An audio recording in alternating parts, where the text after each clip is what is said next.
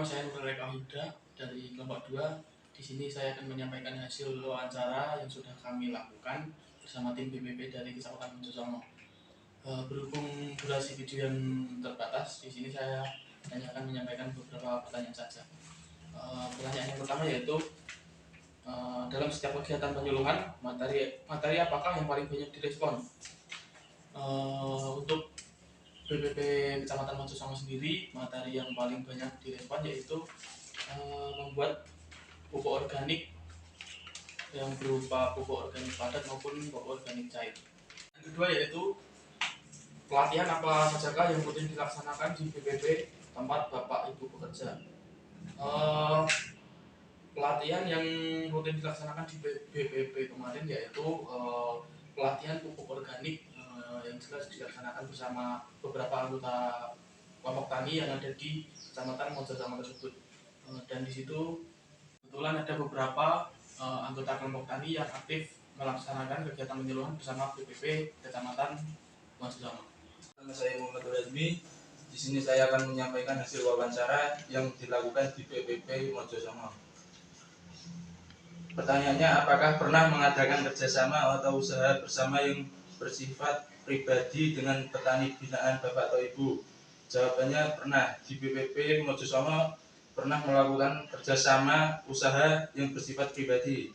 Kemudian bagaimanakah cara Bapak atau Ibu dalam menentukan sasaran penyuluhan? Di BPP Mojosongo, sasaran utama dalam penyuluhan adalah kelompok tani yang ada di daerah sekitar Mojosongo. Saya Catur Agus Supriyati ingin menyampaikan hasil wawancara dari kelompok kami di BPP Mojosongo. Dengan kuesioner, bagaimana cara Bapak Ibu dalam melakukan pengenalan wilayah kerja tersebut di BPP Mojosongo dengan program IPW, Identifikasi Pengelolaan Wilayah. BPP Mojosongo melakukan identifikasi ke lapangan, terjun ke lapangan untuk mendata-data yang ada di wilayah Mojosongo. Terima kasih. Ya Santoso, di sini saya ingin melanjutkan hasil wawancara dari kelompok kami di BPP Kecamatan Mojosongo. Untuk pertanyaannya yaitu dalam 1 tahun apakah ada bulan-bulan yang sibuk dalam aktivitas Bapak atau Ibu? Bulan apa sajakah dan aktivitas apa sajakah? Untuk di BPP Kecamatan Mojosongo tersendiri sebenarnya bulan-bulan yang dilalui itu sangat sibuk. Akan tetapi untuk bulan yang sangat sibuk itu yang pada jadwalnya itu bulan Oktober dan November. Aktivitasnya yaitu konsultasi agribisnis, peternakan, dan pertanian.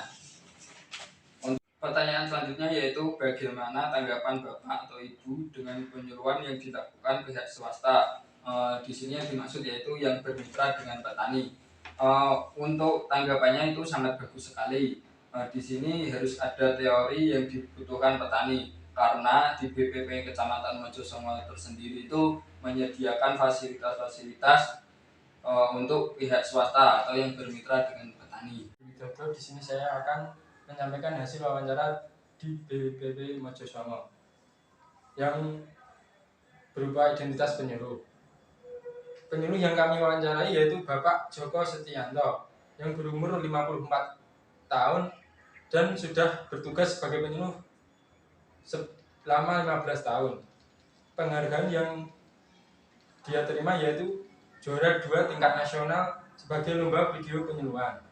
Berikut video yang kami ambil di BPP Mojosongo.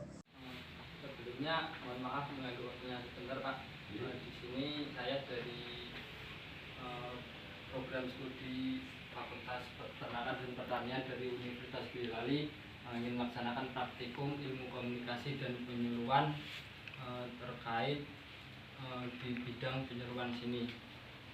Ini untuk apa? Praktikumnya kami mengajukan kuesioner pertanyaan, kemudian Bapak yang menjawab.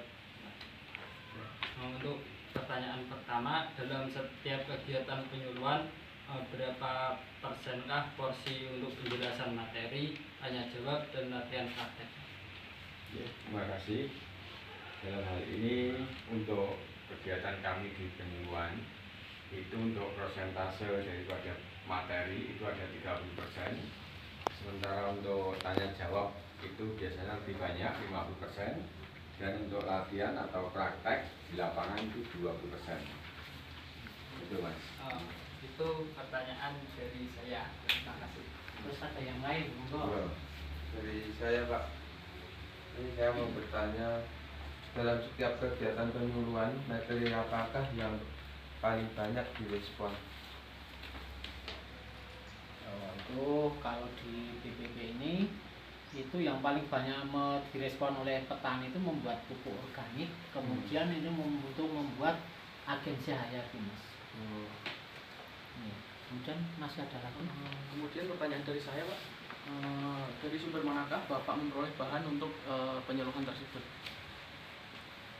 Untuk sumber sebagai bahan penyuluhan itu di Kementerian Pertanian itu ada yang namanya Cyber Extension, ada yang My Agri, ada yang petani, ada yang numbukin dan sebagainya. Jadi biasanya dari kementerian itu kalau ada inovasi-inovasi yang baru atau program-program dari kementerian yang terkait pertanian itu biasanya akan di-share di aplikasi tersebut, dan kami juga akan mengadopsi daripada aplikasi tersebut sehingga nanti akan bisa kami sampaikan ke petani. Jadi kami sebagai penjembatan antara program pemerintah dengan petani yang nanti harapannya program pemerintah tadi ada tepat sasaran ke petani. Juga bisa juga dari pengalaman ataupun praktek-praktek atau dari pelatihan-pelatihan. Gitu Mas. Monggo. Tanya dari saya, bagaimanakah bentuk penyuluhan yang ideal menurut Bapak?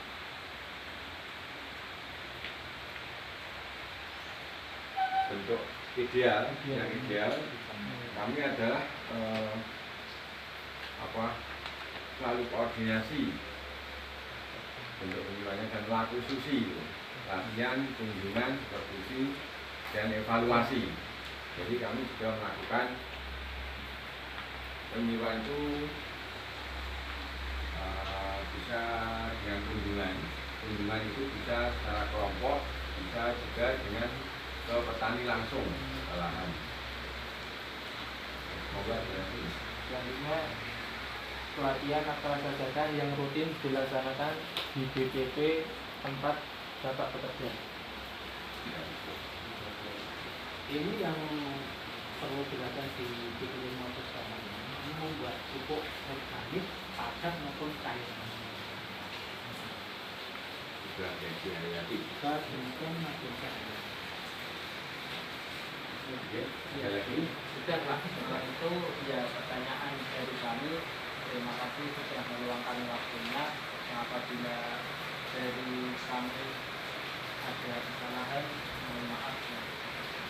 Demikian juga kami dari BPP Mojosongo apabila dalam menyambut adik-adik sekalian yang minta penjelasan, kami juga senantiasa mohon maaf ya Pak ya.